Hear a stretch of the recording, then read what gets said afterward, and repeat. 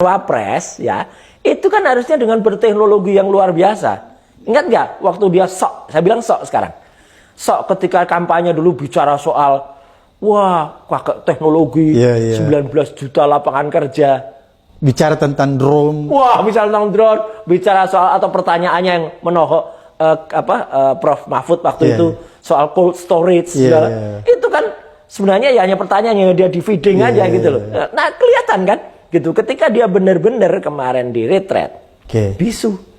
Jadi kan ini kan jadi Mas Roy sudah periksa itu kemarin bahwa itu video bisu di dubbing. Iya, sebenarnya bukan bisu, ada suaranya. Ada suaranya. Tapi karena suaranya itu sangat tidak bermakna, ya sangat tidak bermakna itu ya malah akan menimbulkan pertanyaan atau katakanlah seperti kasus dulu ya, dia memberikan ceramah kepada ibu-ibu.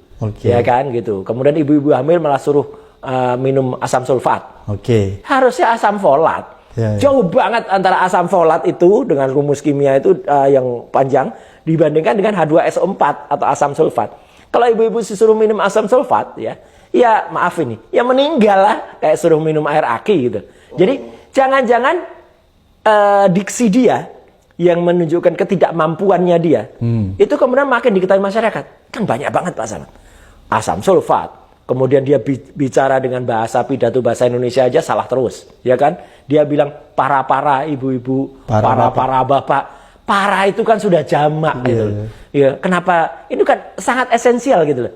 Jadi berarti Mas Roy lihat bahwa kemarin itu di acara Red karena ketidakmampuan dia. Timnya sudah lihat bahwa kalau aslinya dikeluarin ini akan menimbulkan polemik. Betul. Kayak yang ada ketika dia LPG 3 kg yang hanya ditinggal dan kemudian apa? Diisinya di narasinya beritanya itu. Kenapa saya tadi bilang hanya judul berita dan beritanya itu panjang gitu.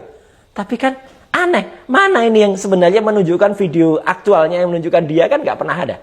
Gitu loh. Nah gitu. Jadi istilahnya gini. Kenapa kemudian saya menganalogikan itu dengan lutung ke sarung, ya. Kemudian kenapa kita dibawa mundur lagi? Ini kan malah kita harusnya tuh maju untuk menyongsong 20 tahun ke depan. Kan katanya 20 tahun ke depan kita akan menyongsong Indonesia emas. Gitu. Kenapa justru diberikan contoh kegelapan? Lu iya kan? Dark. Iya dark. Kayak baju saya ini gelap.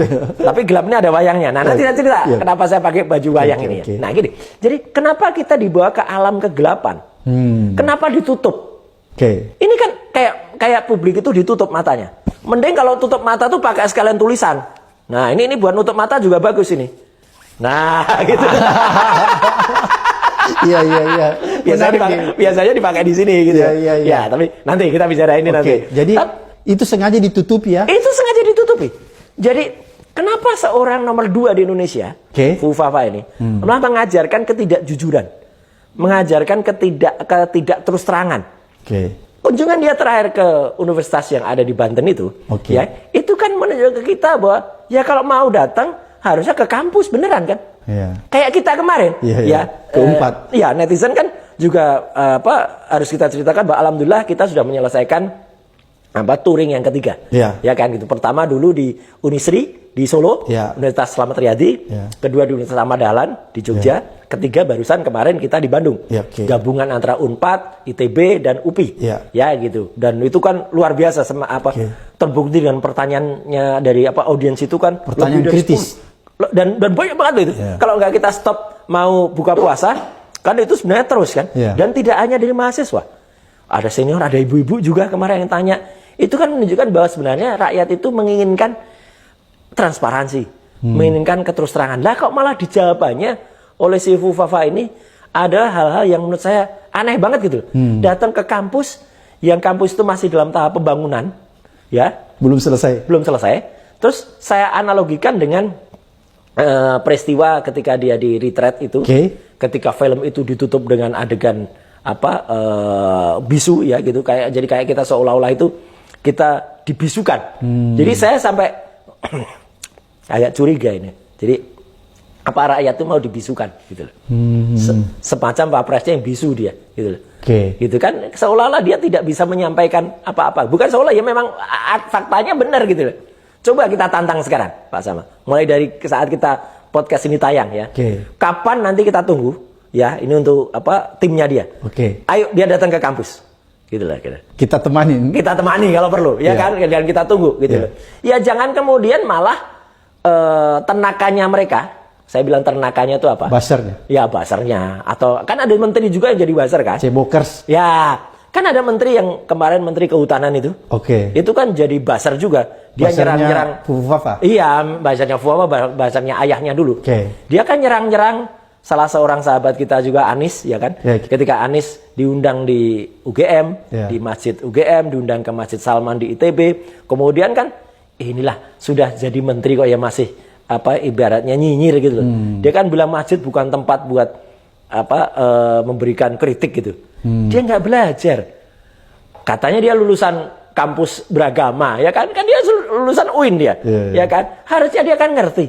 Justru di masjid itu tempat kita melakukan tidak hanya kemudian memberikan syiar keagamaan. Tadi saya juga dalam SMA tadi bahwa syiar itu bukan hanya kemudian syiar itu kita hanya diajarkan tentang ya rukun Islam iya, rukun iman iya gitu. Bukan sekedar tausiah keagamaan. Betul, tapi kan teknologi juga. Iya. Saya juga tadi jelaskan bagaimana hoax itu pun sudah ada dulu ayatnya. Gitu lah, iya kan? Bagaimana kita belajar misalnya dalam surat Quran surat An-An'am, kemudian dalam bahkan di surat-surat yang lain juga banyak ya.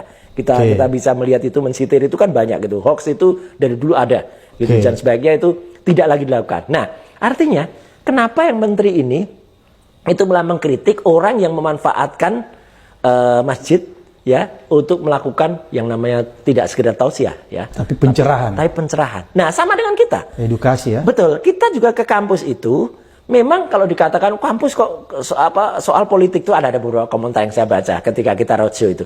Loh, ini bukan soal politik.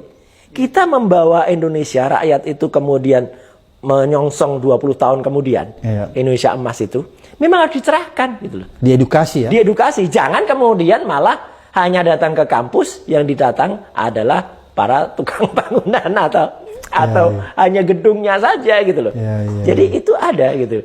Jadi menurut Mas Roy, kejadian kampus, kemudian kejadian di tenda pengungsi, kemudian kejadian di retret, LPG ya itu semakin meyakinkan kita semua bahwa Wapres kita ini sama sekali tidak punya kemampuan intelektual ya, sehingga itu ditutupi ya.